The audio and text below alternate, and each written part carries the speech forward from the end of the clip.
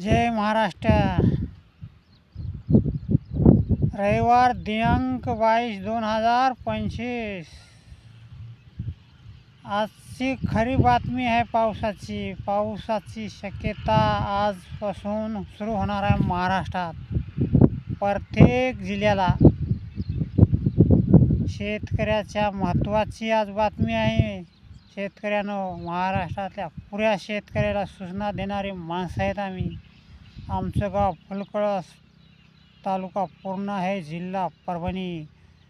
48 तासात पाऊस तुमच्या इकडं हजर व्हायला आहे प्रत्येक जिल्ह्याला।